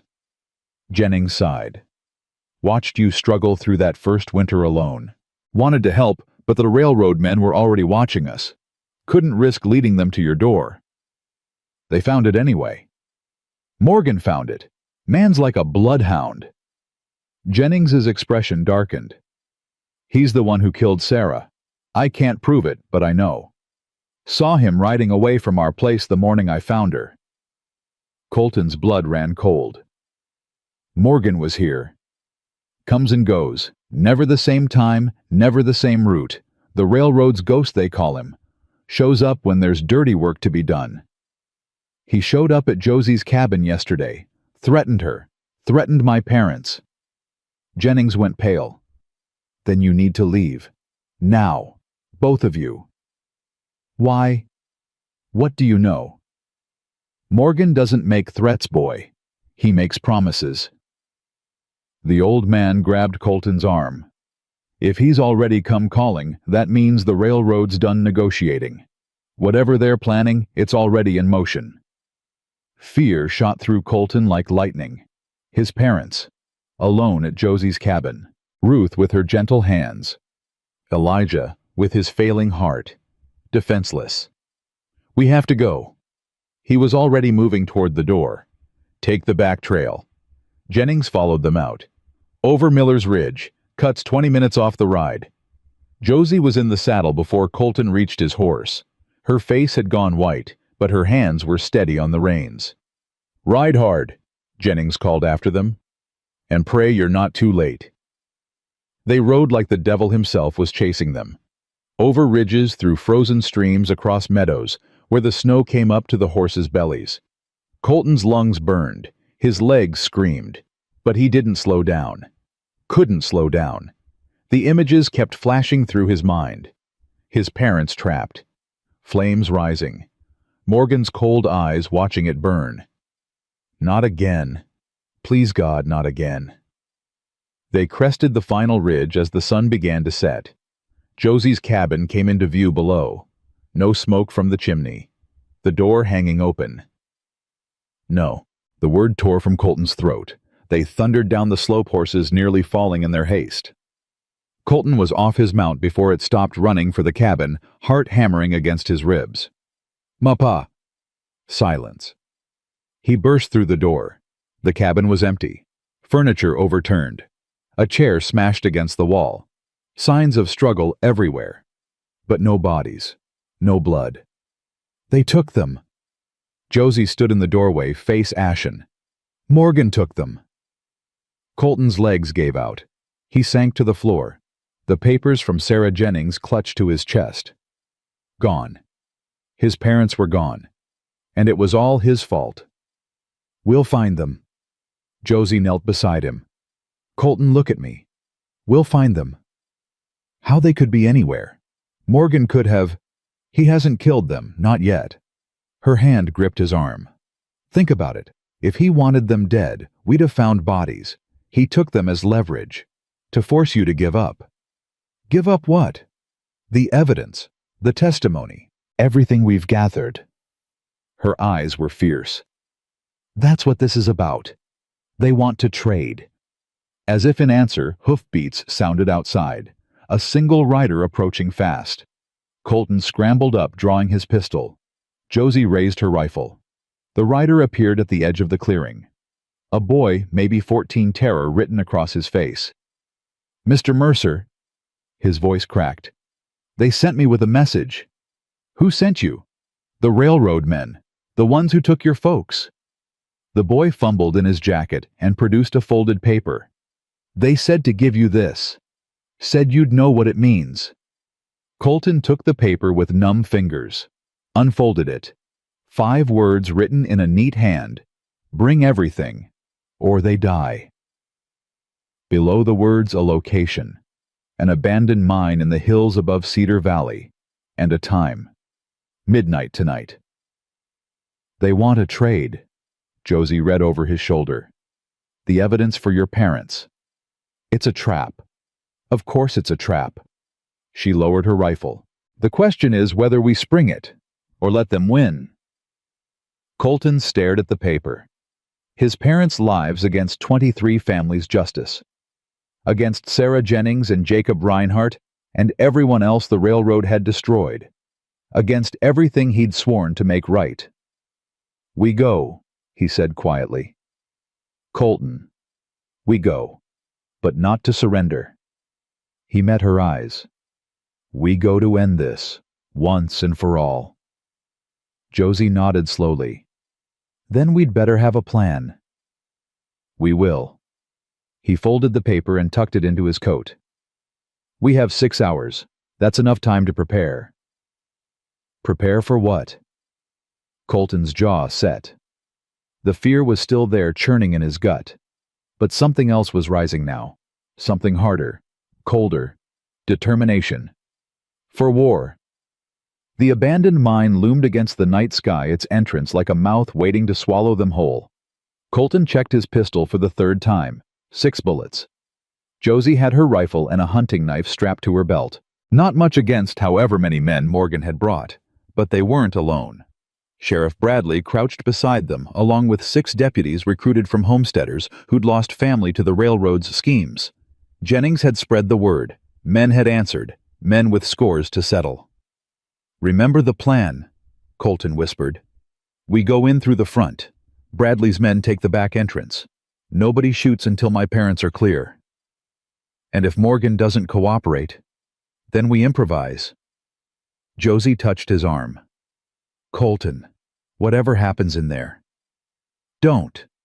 He covered her hand with his. "Don't say goodbye. This isn't goodbye." "I wasn't going to say goodbye." Her eyes met his in the darkness. "I was going to say I believe in you. Whatever else you were before, whoever you became to survive, the man standing here right now is someone worth believing in." His throat tightened. "Josie.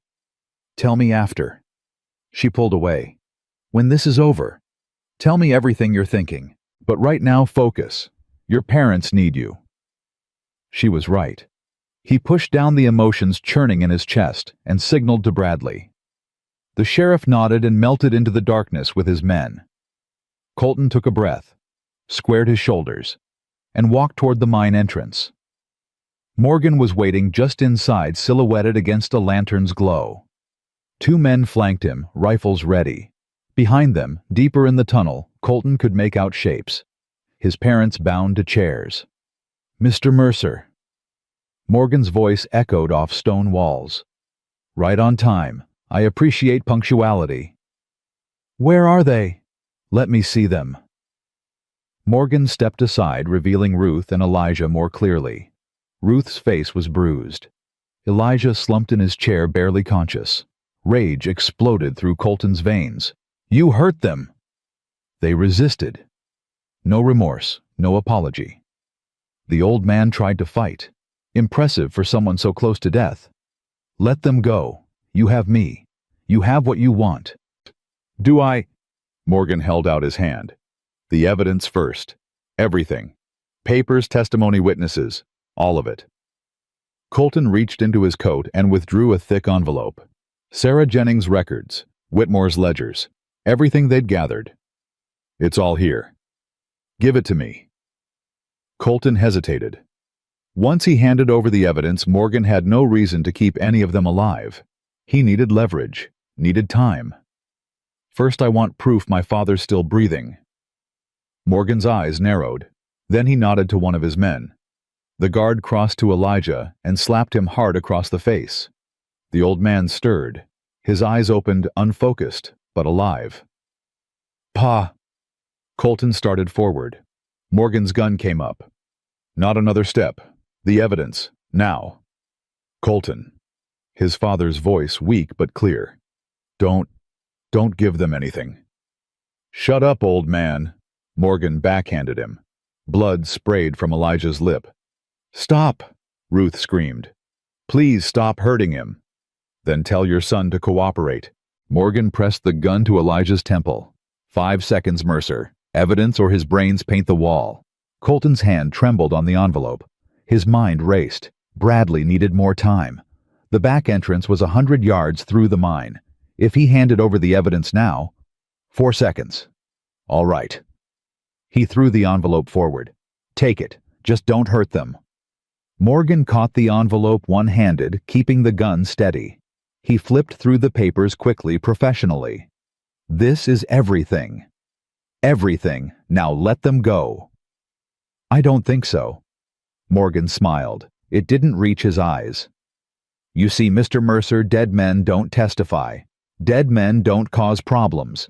And the railroad has invested too much in this territory to let one family ruin everything. We had a deal. We had nothing." Morgan raised his gun. "Goodbye, Mr. Mercer." The shot came from behind. One of Morgan's men dropped rifle clattering to the ground. Then chaos erupted. Bradley and his deputies poured from the back tunnel, guns blazing. Morgan's men scattered, returning fire. Bullets ricocheted off stone walls, filling the air with deadly shards. Colton dove for his parents. "Get down! Stay down!" He grabbed Elijah's chair and tipped it sideways, putting his own body between his father and the gunfire. Ruth screamed. More shots. A man fell somewhere in the darkness. Josie. He couldn't see her. Couldn't find her in the chaos. "I'm here." Her voice came from his left. She was cutting Ruth's bonds with her hunting knife. "Get your father free. I've got your mother." Colton's fingers tore at the ropes binding Elijah. The knots were tight, wet with something warm. Blood. His father was bleeding. "Pa, hold on. Just hold on." "Boy." Elijah's hand caught his wrist with surprising strength. "I'm proud of you. Should have said it years ago. Proud of the man you've become. Tell me later, when we're out of here." The last rope came free. Colton hauled his father up, draping the old man's arm over his shoulders. Elijah groaned but stayed upright. "Josie, we're moving. Go. I'm right behind you." They ran, half stumbled, half carried through the chaos toward the mine entrance. Bullets whined past. Men shouted. Someone screamed in pain. Moonlight appeared ahead. The exit, 20 feet. 10. They burst into the cold night air. Colton kept running, dragging his father toward the trees where they'd left the horses. "Ruth!" Josie's voice sharp with fear. "Ruth, come on!" Colton turned. His mother was on the ground just inside the mine entrance. She wasn't moving. "Ma!" He started back. Josie got there first. She grabbed Ruth under the arms and hauled, dragging her toward safety. Blood trailed behind them, dark against the snow. "She's hit," Josie's voice cracked. "Her shoulder. She's losing blood." "Get her to the horses. I'll cover you." Colton raised his pistol and fired into the mine entrance. Once, twice. The shots echoed like thunder. Figures retreated into the darkness. "Move now." Josie half-carried Ruth toward the trees. Colton followed, walking backward, gun ready. His father leaned against a tree, gasping for breath. "Where's Morgan?" Elijah wheezed. Colton scanned the mine entrance. Bodies lay scattered in the moonlight. Bradley's men, Morgan's men. But no sign of Morgan himself. "I don't see him." He ran. Bradley emerged from the mine, blood streaming from a cut on his forehead. "Took off through a side tunnel. Couple of my men are chasing him, but..." "But what?" "That tunnel leads to the old shaft. Collapsed years ago." Bradley shook his head. "If he went that way, he's either trapped or buried." Colton's jaw tightened. Morgan alive meant danger. Morgan dead meant justice denied. Neither option satisfied. "Forget Morgan for now. My mother needs help." They worked by lantern light, Josie's hands steady despite the blood. The bullet had gone through Ruth's shoulder, missing anything vital, but leaving a hole that wouldn't stop bleeding. "I need to cauterize it." Josie's voice was calm. Too calm. "There's no other way." "Do it." Ruth's voice was barely a whisper. "Just do it. I've survived worse than a hot knife." Colton held his mother's hand while Josie heated the blade. He watched Ruth's face, saw her brace herself. Saw the moment the hot metal touched her wound. Ruth screamed. Her hand crushed his with strength he didn't know she possessed. Then she went limp, passed out from the pain. "She'll live." Josie wrapped the wound with strips torn from her own petticoat. "The burn is clean. As long as infection doesn't set in, as long as I've done everything I can. Josie met his eyes. The rest is up to her. And God. They made camp in a sheltered hollow far enough from the mine that they could see anyone approaching. Bradley posted guards while the others tended to the wounded. 4 men dead, 6 injured. Morgan escaped. But Colton's parents were alive. That was what mattered. He sat beside his mother watching her breathe, watching the color slowly return to her face. Josie worked nearby, stitching a gash on one of the deputies. Her hands never wavered. She's remarkable. Colton turned. His father had dragged himself closer, pale but alert. You should be resting. Plenty of time to rest when I'm dead. Elijah's eyes stayed on Josie. That woman ran into gunfire to save your mother. Didn't hesitate, didn't flinch. I know. You love her. It wasn't a question. Colton watched Josie tie off the final stitch and offer the deputy a drink of water. She was covered in blood. Exhausted. Beautiful. Yes. Does she know? I haven't said the words. Then say them. Elijah gripped his son's arm. Life's too short for unspoken words. I waited too long to tell you things that mattered. Don't make my mistake. Pa.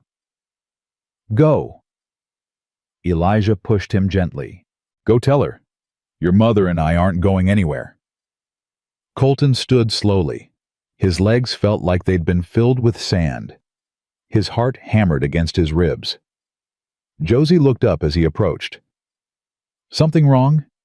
No. Yes. I don't know. He ran a hand through his hair. Can we talk? Away from everyone? She studied his face for a long moment, then nodded. They walked to the edge of camp, where moonlight filtered through pine branches. What is it? Josie asked quietly. I almost lost them tonight. Almost lost everything because I was too proud to see what was happening in my own company. Colton's voice shook. And in the middle of all that chaos, all that fear, the only thing I could think about was you. Colton, let me finish. He faced her fully. I've spent 3 years running from grief, building walls, convincing myself that wealth and success were all that mattered. And then I walked into your cabin and everything changed. I didn't change anything. I just fed you stew. You changed everything. He stepped closer. You showed me what courage really looks like, what strength really means. You took in strangers and nursed them back to health. You faced down armed men without flinching. You ran into gunfire to save my mother. Anyone would have. No, they wouldn't have. His hands found hers. You're extraordinary, Josie Callahan. And I'm in love with you. Tears glistened in her eyes. I'm scared. Of me. Of losing you. Of loving again and having my heart broken again. A tear slipped down her cheek. Thomas was my world. When he died, I wanted to die too. I can't survive that kind of loss again. You won't have to. Colton brushed the tear away with his thumb. I'm not going anywhere, not running anymore. Whatever happens next, we face it together. You can't promise that. Nobody can promise that. Then I promise to try, every day, for as long as I have breath. He leaned his forehead against hers. Marry me, Josie. She went still. What? I know it's sudden. I know we've only known each other a few weeks. I know there's 100 reasons why this is crazy. He pulled back to meet her eyes. But I also know that life is short and precious and unpredictable. I know that when I thought I might die in that mine, my only regret was not telling you how I felt. I know that standing here with you feels more right than anything has felt in years. Colton, you don't have to answer now. You can take all the time you need. But I needed you to know. I needed to say the words. Josie stared at him. The moonlight caught the tears on her cheeks, turning them to silver. Yes. His heart stopped. What? Yes. A smile broke through the tears. Yes, I'll marry you. God help me, I'll marry you. He kissed her. right there in the moonlight with blood still on their clothes and chaos still settling behind them. He kissed her like she was oxygen, and he'd been drowning for years. When they finally pulled apart, both breathing hard, Josie laughed. "I must be insane." "We both are," he grinned. "But at least we'll be insane together." They returned to camp hand in hand. Elijah saw them first. His weathered face split into a genuine smile. "About damn time." "Language, Elijah." Ruth's voice weak but sharp. She was awake, propped against a saddle color, returning to her cheeks. "There are ladies present." "Ma." Colton knelt beside her. "How do you feel?" "Like I've been shot." But she was smiling. "Is it true what I just heard? You were supposed to be unconscious." "I'm a mother. We hear everything." Ruth reached up to touch his face. "My boy. Getting married. If she'll still have me in the morning." "I'll have you in the morning and every morning after." Josie settled beside him. "Someone has to keep you out of trouble." "Good luck with that." Elijah coughed out a laugh. "Boy's been trouble since the day he was born." The moment was warm, perfect, a breath of peace after the storm. It didn't last. One of Bradley's deputies came running through the trees. "Sheriff, we found him, Morgan." Everyone went still. "Alive or dead?" "Alive, barely." The deputy was pale. "Tunnel collapsed on him. He's pinned under a beam. Won't last long." Colton stood. "Take me to him." "Colton." Josie reached for his arm. "I need to see this through. Need to hear him say it. Why he did all this. Who else was involved?" She nodded slowly. "Then I'm coming with you." They followed the deputy back toward the mine, picking their way through the aftermath of the battle. Morgan lay in a side tunnel half buried under wooden beams and loose stone. His face was gray with pain. Blood bubbled at his lips with every breath. "Mercer." The word came out as a wheeze. "Come to gloat. Come to understand." Colton knelt beside him. "Why all of this death, all this destruction? For what railroad profits?" Morgan laughed. It turned into a cough that sprayed blood across the stone. "You think this was about money? Wasn't it?" Money was just the beginning. Morgan's eyes had a fevered gleam. "The railroad is building an empire, not just tracks and stations. Control. Over land, over resources, over everyone who stands in the way. Today it's Montana, tomorrow the whole West. And you were their instrument. I was their weapon." Pride flickered across Morgan's ruined face. 47 problems solved, 47 obstacles removed. Your family would have been 48. 47 people dead. Progress has a price. Morgan's voice faded. Someone has to pay it. You're the one paying now. Am I? Another bloody cough. Kill me or let me die. It doesn't matter. There are others like me, dozens, hundreds. The railroad doesn't stop, ever. Maybe not. Colton leaned closer. But I'm going to make sure the world knows what they've done.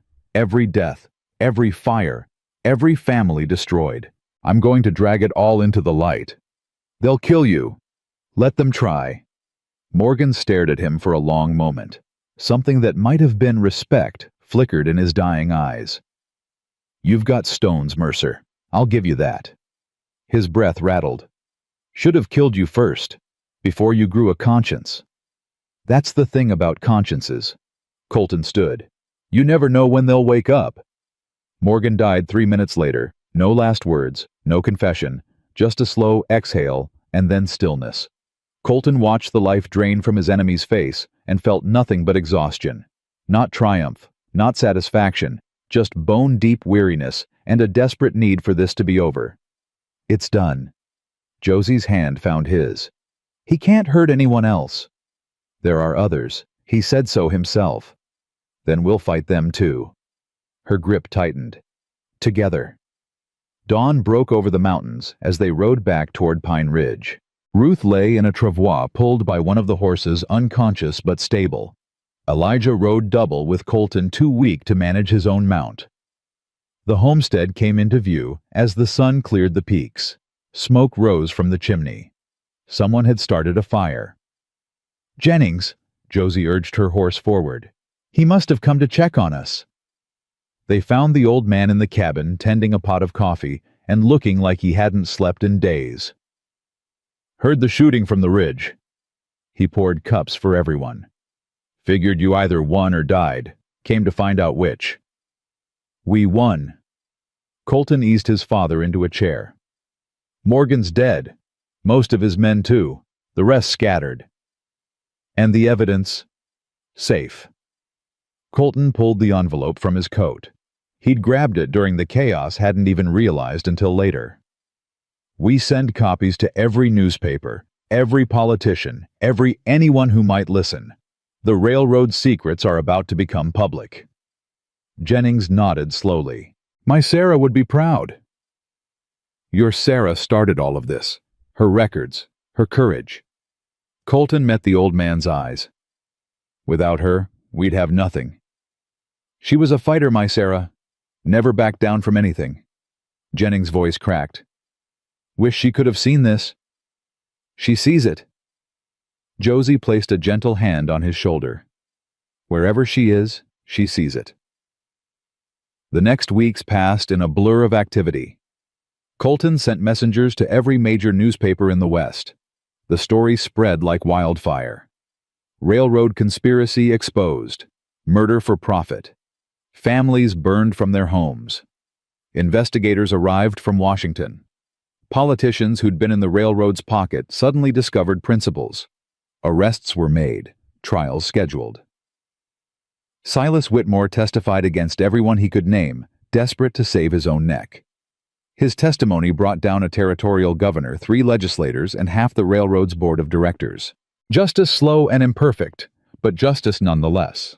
Through it all, Colton worked.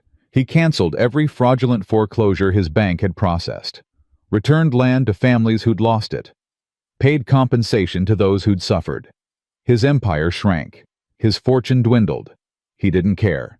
Some things were worth more than money. On a perfect morning in late spring, with wildflowers carpeting the meadow and the mountains standing guard in the distance, Colton Mercer married Josie Callahan. The ceremony was simple. Pastor Morrison from Cedar Valley, a handful of witnesses, Ruth sitting in a chair decorated with ribbons, still recovering, but determined to see her son wed, Elijah standing proudly beside Colton, stronger every day. Josie wore a simple dress of ivory linen, wildflowers in her hair. No jewelry, no finery. She'd never looked more beautiful. "Do you, Colton Mercer, take this woman to be your lawfully wedded wife?" "I do." "Do you, Josephine Callahan, take this man to be your lawfully wedded husband?" "I do." "Then by the power vested in me by the territory of Montana, I pronounce you husband and wife." Colton kissed his bride while the small crowd cheered. His mother wept. His father actually smiled. Jennings raised a flask in silent salute. "Mrs. Mercer," Colton murmured against Josie's lips. "Mr. Mercer," she murmured back. "I love you." "I love you too." She pulled back, eyes shining. "Now take me home." Home. The word had new meaning now. Not the mansion in Silver Creek which Colton had sold to fund his restitution efforts. Not the burned ruins of his parents' homestead. Home was the cabin on Pine Ridge, expanded now with a new bedroom for Ruth and Elijah. Home was the garden they'd planted together, the goats Josie had bought, the horses that grazed in the meadow. Home was wherever they were together. Summer faded into fall. The aspens turned gold, then bare. Snow began to dust the mountaintops, warning of winter's approach. On a crisp October evening, Josie emerged from the cabin with news that changed everything. "I'm pregnant." Colton dropped the armload of firewood he'd been carrying. "What woman? Pregnant?" She was smiling, crying, glowing. "The doctor confirmed it this morning. We're going to have a baby." He crossed the yard in 3 strides and swept her into his arms, lifted her off her feet, spun her in a circle while she laughed and demanded to be put down. A baby. He set her gently on the ground. "Our baby. Our baby." Her hands pressed against her still flat stomach. Due in late spring, maybe early summer. Ruth burst from the cabin, having heard everything through the window. A grandbaby. Elijah, did you hear? A grandbaby. I'm old, not deaf. But Elijah was grinning as he shuffled out to join them. About time this family started growing again. They celebrated with dinner and stories and more laughter than the cabin had ever held. Colton watched his family, this patchwork collection of people bound by love and choice rather than blood alone, and felt his heart might burst. This was what he'd been running from all those years. Not the pain of loss, but the joy of connection. The terrifying vulnerability of loving people who might leave. He'd finally stopped running, and in stillness, he'd found everything. That night, after his parents had retired and the fire had burned low, Colton and Josie sat together on the porch. Stars scattered across the sky like diamonds on black velvet. The mountains stood sentinel in the darkness. "Are you scared?" he asked quietly. Terrified. Her hand found his. "What if something goes wrong? What if I'm not a good mother? What if everything works out perfectly?" He squeezed her fingers. "What if this child grows up strong and healthy and loved? What if we have 10 more years, 2050, to watch our family grow? 50 years. She smiled. "That's ambitious." "I'm an ambitious man. You should know that by now." She leaned her head against his shoulder. "I keep thinking about Thomas. How much he wanted children. How unfair it is that he'll never see this." "He sees it." Colton kissed her hair. "Just like your sister Eleanor. Just like Amelia and my son. They're all watching. All part of this." "You really believe that?" "I have to." His voice roughened. "Otherwise the losses are just losses. I prefer to think they're connections. Threads tying us to people we loved and lost." They sat in comfortable silence, watching stars wheel overhead. The cold pressed in, but neither moved to go inside. "Colton." "Yes." "Thank you." "For what?" "For riding into a blizzard to save your parents. For refusing to give up when everything went wrong. For looking at a stubborn widow with nothing to offer and seeing something worth loving." "Josie." He turned to face her. "You offered me everything. You offered me a chance to become the man I was supposed to be. Is that who you are now? The man you were supposed to be?" He considered the question. Thought about the ruthless businessman he'd been. The grieving widower who'd locked away his heart. The stranger who'd burst into her cabin demanding answers. Then he thought about the man who split wood every morning, who helped his father walk to regain strength, who held his mother's hand while she healed, who loved his wife with every fiber of his being. "I'm getting there," he said finally, "day by day. That's all any of us can do." Josie stood and held out her hand. "Come inside. It's cold." He took her hand and followed her into the warmth, into the home they'd built together, into the life they would share. Behind them, the mountains kept their ancient vigil. Snow began to fall soft and silent, covering the scars of the past with the promise of new beginnings. The fire crackled in the hearth. Ruth's soft snoring drifted from behind a closed door.